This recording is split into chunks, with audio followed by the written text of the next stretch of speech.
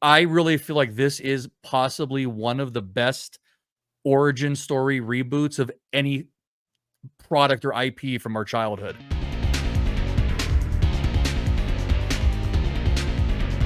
A couple of months ago, you, me, and Travis, who is out on mission right now, we sat here and we watched the Transformers 1 trailer together, and we talked about it, and I even titled the video, "Who is this made for?" or "Who is this for?" Remember? I do. And we watched that trailer and we talked about it and said, I just don't see any interest in watching this movie. And as we are wont to do after saying something like that, both you and I went to go see the movie. You, Yep. you saw it opening weekend, and I just saw it earlier today. Yeah, And I think we're coming on here, if we can say anything, that we were 1000% wrong about this being a terrible movie. And we want to go ahead and correct that. absolutely wrong. That's all I I have to say about it.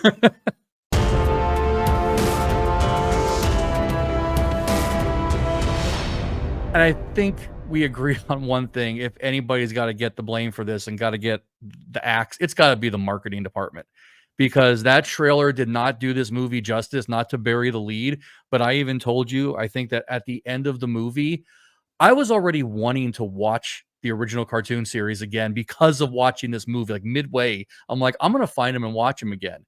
And at the very end, and there's going to be spoilers in this, but the very end, when everybody is taking their place as Optimus Prime and Megatron, and you see the first utterances of words, and something I complained about, the changing of voice boxes from the way they Mhm. sounded as young robots. I got choked up. I got choked up at the end. Like, Um, I really feel like this is possibly one of the best origin story reboots of any product or IP from our childhood. yeah, I mean, I 100% agree. I mean, I blame Badassatron marketing. Badassatron. I mean, Yes, we'll talk it about Badassatron for sure. the trailer did not do any service to the movie. I mean, when you there was good fanfare in there that okay, might have been kind of pushed in there a little bit much, if you will. Like, oh, okay, it's a little out of place. But it was but the story was emotional. It was a good journey. I got done watching it and I turned to my kids. I said, I hope they make a part two. Was thinking the same thing. Go ahead I and give me the part 2 that gives the in between, the war for Cybertron, and gets them to Earth. And then hell, give me a Netflix series. Go ahead and Mhm. redo in the vein of the original series, do it in CGI. Give me more of this, because this, and like you said, the trailer, absolute garbage. I didn't Yeah. even realize where this was going to get to. This felt like Transformers meets Minions, the way the trailer was, especially because we had to edit it out. They used the Rolling Stones "Start Me Up" song, which was nowhere in the finished product, not even in the credits. And that gave the vibe in the trailer of just being like schlop. We're going to put out marketing. Here's a song, here's brands, here's an IP, go watch, give us money. And it Yeah. was nothing like that. I wouldn't even say this was entirely just for kids, because it had some dark themes and tones and subject material that I think it was there for the adults. And it reintroduced, you took your kids, right? I Yeah. mean, Well, I mean, my granted, old kids, we're talking 18 and up, but they yeah. didn't grow up with it like you and I did. No, but they were hyped. They were geeked out watching it. They loved every single minute of it. Um, they really didn't have anything bad to say about it. They look at me about the whole, Dadtron thing. Oh, Dad, it still bothered me. It still felt out of place, That's what they and pushed in the trailer. maybe because of the trailer, right? The trailer just. Ugh. Um, I did have a problem with the trailer again. You remember we talked about the voices and stuff, but I'll admit, other than Bumblebee, that bothered me for 2/3 of the movie. Badassatron. Agreed. I didn't care really. I got invested in them. It wasn't until a very specific moment in the movie where I finally forgot that Bumblebee was not key. You Yes, know? I wanted to touch on that, because there are certain actors who you see the actor when you hear the voice, and it just takes you out of it, because, and he's capable of doing other voices, but we'll get to that. So I Okay. think the takeaway from this is people need to know, if you haven't if you weren't going to go watch it, this is literally taking you from an unknown and untold story that kind of shows you exactly how Optimus Prime and Megatron take their respectful places. You see where other Autobots and Decepticons came from. You see Cybertron in its early days. You see more about the Primes. And then it literally takes you to what could be the original series. It's like, I likened it to when Star Trek 2 decades ago tried to do Enterprise, where they were going to show you the first holodeck, the first transporter, the first Mhm. communicator. The problem was beyond that, there wasn't a story to it. Once you get past that fluff of fanfare and fan fiction of what we want is fan service, we want to see, there wasn't much there. You and I texted you during the movie. We geeked out right at the very beginning. And this is where I think the movie for me was already feeling like this may not be as bad as I thought. You know what I'm talking about. And a Yeah. lot of people who never saw the original movie and don't know the song that is one of the two songs that is so famous from the original Transformers movie, Yeah. Yeah. "You've got the touch, you've got the power." And that one line where Alita, as their boss, says, "You don't have the power or the touch." And it was Yeah. just like a flat delivery. It wasn't pointed out like some of the jokes were in this movie. And I Mhm. was like, oh, they actually went there and they put in something that a different generation is going to enjoy. Yeah. And Our generation. our generation, yeah. Yeah. And all the quotes are there. Autobots roll out, Decepticons rise up. The only thing that felt kind of pushed was, hey, we want to remind you the tagline is more than meets the eye, and we're going to Yeah. purposely use that twice in the span of 3 minutes. But they hit the right beats, and it didn't feel forced. And the story was enjoyable. Like, I actually got interested in this could be Megatron and what is going to cause his turn, and you watch it happen, and you're almost like, well, this is kind of a case of a guy doing the wrong things for the right reason, and you can kind of understand where Yeah. he's coming from. And Yep. I started to Exactly. think like, wow, if these guys could have teamed up in the storyline, like down the road, what would happen? Um, but yeah, let's Well, talk first about like the fan service and stuff, because you're right. okay. Uh, Keegan Michael Key has done like Toad's voice in Super Mario and other things. This one, he is just doing himself. And Yeah. I don't know if, and that just stood out to me from the very beginning. Like, there's certain actors that happens with. Seth Rogen is one. When you watch the live action, which is weird to call it live action remake of Lion King because it was computer animated. But when Right. he's doing Pumbaa, it's not Pumbaa, it's Seth Rogen. Yeah. Keegan Michael Key, when he does his own voice, it's him. One exception, and rest in peace, just a couple of weeks ago, James Earl Jones. You know it's James Earl Jones as Mufasa and Darth Vader, to name a Mhm. couple, but it works. But Mhm. did you catch the, hey, we have Key in this movie with the substitute teacher skit joke Yes, of twice? course. I'm gonna Twice. ruin it. He has an imaginary robot friend he's built from being down 50 sublevels below the planet, and he named the robot Aatron, which if Mhm. you've never watched the substitute teacher bit, he pronounces his names wrong and he pronounces Aaron as Aaron. And he Right. makes that joke twice in the span of like 90 seconds. Like, clever, but those are the things that took me out. But I will say for like 90% of the rest of the movie, I was marking out at like everything going on. Well, the Badassatron is another joke, Badassatron. right? I mean, it wasn't once, it wasn't twice, it wasn't 3 times, it wasn't 4 It times. was I mean, it was a lot of times that he makes the joke, and it's like the first time wasn't funny. Seeing it in the trailer the way they did it, I don't even if they could have taken that out, 99% of it would have been fine. I mean, even the Aatron, other than the fact that he was the only character that I struggled mightily, like I just didn't like him until about 2/3 in. There's a moment in the film where I finally could like the character and I could forget who it was. right. And so try not to give too much away, but it's about 2/3 in. There's kind of a character thing that happens with him, and it's like, okay, you know, I feel like Badassatron was some producer's kid said he wanted that in the movie, and they kept forcing the writers to find places to insert that. Even there's the one part where he's walking and constantly is saying it, and it's like all the Autobots are annoyed by him saying it. It's almost like they know it was stupid. Again, not to ruin it, right? The plot of the remaining Prime who's running the planet, and they realize he's using their resources to benefit himself. And again, it gets very like it gets deep. It's not a kid's story like, ha ha, bad guy, go punch him. It really talks about betrayal, Oh yeah, political yeah, espionage, backstabbing, fraternizing with the enemy. You know where it's going to go. But yeah. as it got towards the end and it leads up to all the things you're expecting to see, like where is the turn? How do they become who they are?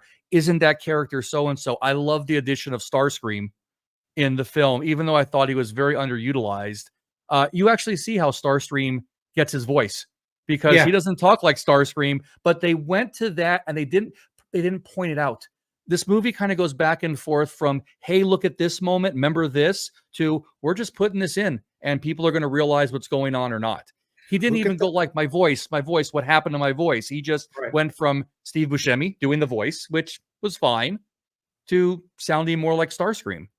And even Megatron Optimus Prime, right at the very end, they did a really good job of transforming those voices from, again, mostly Chris Hemsworth voice into the robotic voice we've all come to Mhm. associate with these characters. Yeah, I have to agree. I mean, it wasn't even just that, it was the visual aspect, the eyes, you know, the subtle changing of the eyes through Yes. the movie. Like, that was really well done. Like, you could just see it. Like, I really liked how they portrayed Megatron. Like, I didn't think I was gonna like him. No. I said that in the trailer. I didn't think I was gonna like him, but boy, it grew on me very fast. The fan service stuff fit really well. Like, again, I don't want to give away spoilers, but there's you Yeah. know, there's a the bad guys end up being from the original movie, right? Um, that's which is pretty cool. It's like just a kind of throwaway, like a scene from the original, and then it turns out that's the overlying bad guys. At one Exactly. point, I kind of leaned over when that one of the bad guys, and I was like, he reminds me of Homelander. Like just the way it was being portrayed of good and this and heroism and whatnot. And there's an ulterior motive. I mean, I leaned over to Sean and said, he reminds me of Homelander. Like, can't be good. And it was just, but it was done so well that you could. Yeah, it's just it. I was wrong. Can Flat we out was wrong. mention they even throw in a GoBots reference, The which I was Gobots like, they reference. went there. That was Yeah, that was yeah. cool. Like that's why I feel like it was not trying to pander to a different generation and be like, hey, we want you to buy the toys. They do want you to buy the toys. But I think they kind of did a good job of bridging it from, like you said, there's a lot of stuff that was taken from a generation, many generations ago now, and they used it in a way that wasn't pushed on you and it wasn't obnoxious and it was just there. And if you knew what it was, it's a little more special for you. And if you're new to it, it fit the film, right? You could be happy with it either way. I love the fact that like there's when last one, it's not a spoiler again, but when they're in the robot infirmary and they're paging Dr. Ratchet. Dr. And I was Ratchet. like, wait a second, that he was turned into an ambulance. He He's was the not in the ambulance. movie. When they're racing and you see the leaderboard, All I the purposely all the was what names. yeah, Blur was on there. I actually started to write some down in the theater, but I didn't want to be distracting. But it was like Spin Out, Grease Pit, Mirage, Jetstorm. They were all on the leaderboard Yeah. for the race that they're all their annual race. Which And I actually love is that they supposed to put be that canon. there. That race, I guess, is actually in the comics or something. And see, I wish I knew more about that, but even not knowing that, I enjoyed it. It fit well within It the fit whole well. structure of the story. One other iconic moment, I just have to point this out. There was an iconic moment in there where like all three of us males stood like almost stood up in our seats and looked at each other was the Optimus Prime pose. Oh yeah.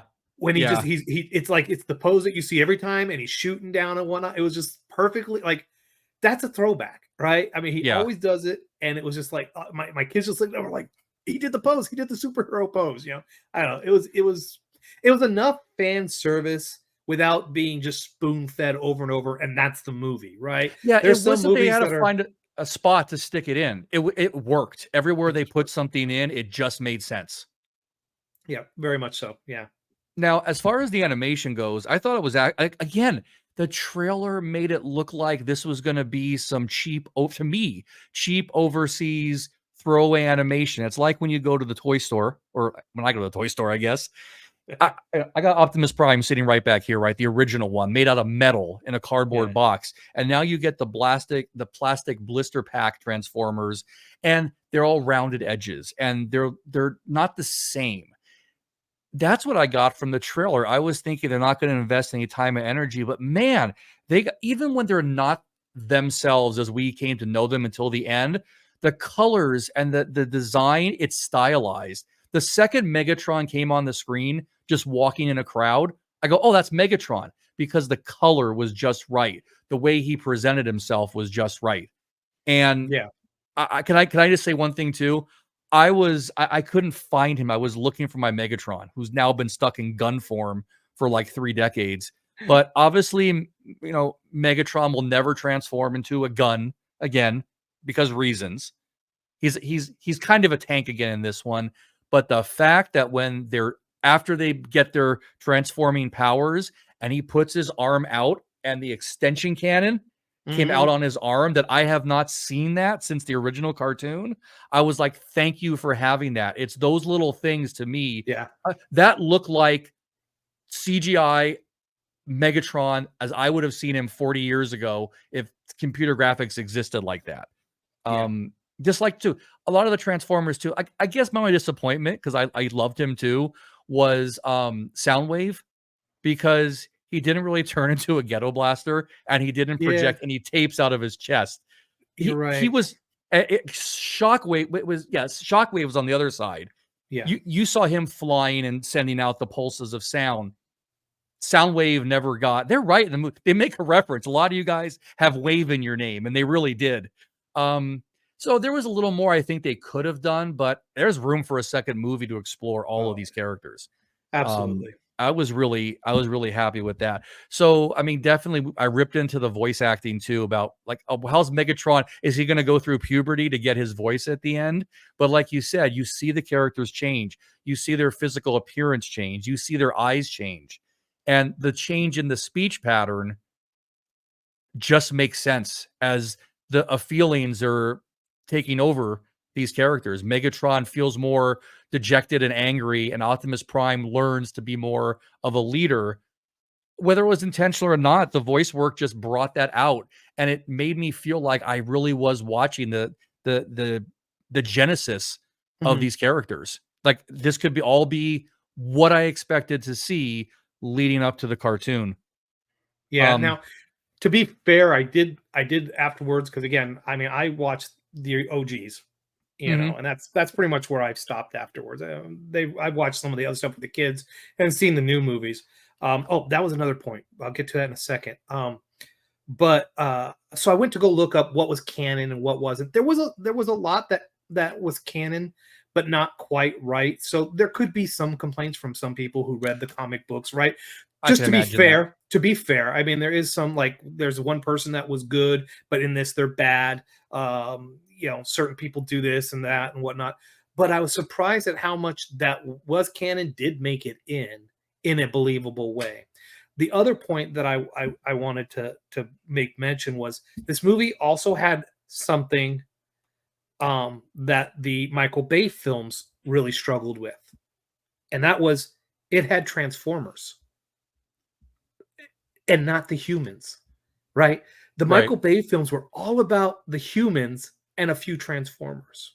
They always felt like it was about the humans and some Transformers.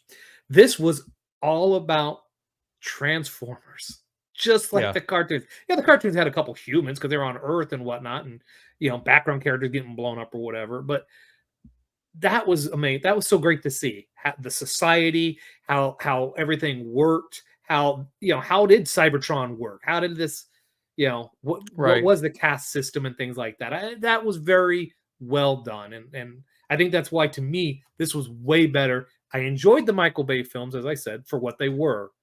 This was so much better. Well, Grant, don't forget too, I don't know how much he actually involved, but he got the executive producer credit on this one, That's along just with because Steven Spielberg.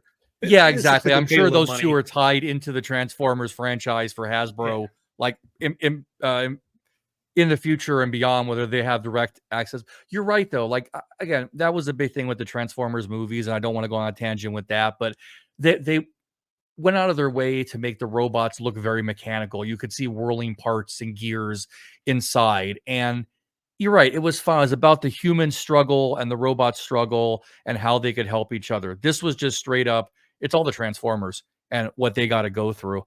But again, I went into this fully expecting it to be a Schlock. waste of 90 minutes, and I literally just went in to see it so we could talk about it. But you said, "Hey, it wasn't that bad," and I said, "Okay, well, I'll see." But you're right. From sure enough, there's so much in there that I definitely think it's worth a watch, and Yeah, I think it's worth worth a a watch. If here's my question, I wanted to ask you: what is your opinion for somebody to see this movie who actually has no exposure or experience with the Transformers in the past? Do you think, without our back knowledge of what is probably going to happen in the movie and who these characters are, it wouldn't be fleshed out enough? No, I think it's a good enough movie to introduce people to the world. Point No, no, blank. I no. mean, Honestly, there's not a whole lot to say. This is just a really, really good movie. it's just a good Um, movie. Yeah. Yeah, If you knew everything nothing is about done well. Transformers, A- as And, long as and you're not, I would say sorry. I would say no, as long as fine. you didn't see the Transformer movies like the Michael Bay ones, and you're expecting that, Yeah. right? Then you might be a little jaded. Well, Maybe. how about this?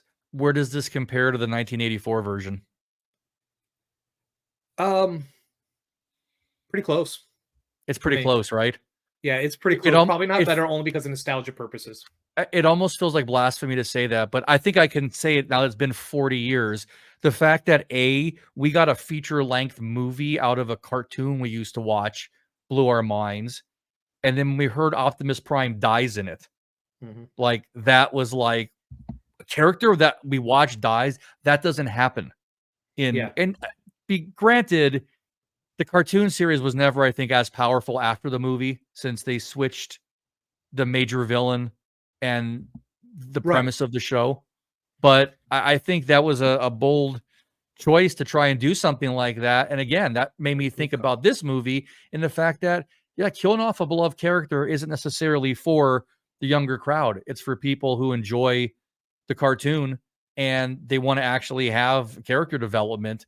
And I think they handled this whole thing well. And other than Badassatron, like we were saying, I think they hired him to do one thing and he did it. Badassatron. And he was Keegan Michael Key through the whole movie. And disappointment, we never actually got to know if his name was going to turn into Bumblebee, right? He never got his name. The No. closest we got to that was they started calling him B, which again makes sense because that was what Optimus would call him in the cartoon series. So I would prefer if we got a petition to fire everybody that was involved with the trailer.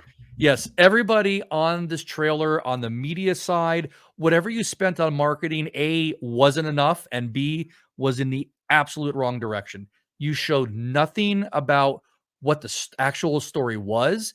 Show Starscream. It wasn't like he was a big secret reveal. Like, show some more of the fights. Show that there was more than just 4 robots running and on 3, 1, and they fall in a hole. Like, that was like the quintessential Warner Brothers Looney Tunes joke. That's what I thought this whole movie would be. And thank goodness there just was very, very minor bits of that. And the rest, yes. The rest of this movie, though, top notch. And I firmly think it's worth a watch. Agreed. It really was good. Yeah, we're not just saying that. Yeah, no, I'm just saying it really was My paycheck didn't just come in. no. The only other thing I thought that was a little bit, but again, this is the modernizing, which I don't mind, is some of the robots turned into like drones and things a little more that didn't exist back Mhm. then. So, but I think that's okay. I don't think they didn't take Starscream and make him like a 4-propeller drone with a camera. He was still Starscream. And Yeah, you got to Starscream was modernize cool. a little bit of it. What I liked with Megatron was, he turned into like the tank, which was a really nice crossover from the gun that he turned into in the first one. On the platform thing, which I always thought was lame. I'm like, okay, It's like cool. a Now stationary turret or whatever. instead of being a gun that Starscream has to shoot, now you're turning into just a stationary turret. So at least it made him mobile, which was pretty cool. Without nostalgia, take the nostalgia part out of this whole thing. Right. Then I think that this was a better movie than the original because there's problems in the first one. Yeah, you were with saying the characters, right? Yeah, when you're right. Like I said, it was never the same cartoon because you took out one of the key components, and that doesn't usually work when you make a major shakeup like that. Right. But for me, the nostalgia still wins out. Right. The emotions I can remember feeling through that movie have won out. The emotions I felt in this movie, though, reminded me of those emotions for sure. There were moments in this movie where I was just like, "Wow, this is deep." Like, Yeah. And that's why I said I think it's got a lot for different people, and they didn't portray it that way in the trailers. Or well, they have like 2 trailers and they're almost both the same. Such a missed opportunity for in the beginning when Optimus, who is obviously playing not the strong leader, he's trying to convince, and I'm saying Optimus and Megatron. No, it was D15 and oh yeah, my yeah. gosh, something Pax, right? Orion Pax. Orion Pax, yeah. When he was trying to say we should do this, somebody should have said it's okay to dare to be stupid. You got the touch, you got the power reference in Yeah. there. Give Weird Al a little bit of love in Transformers 40 years later. Good point.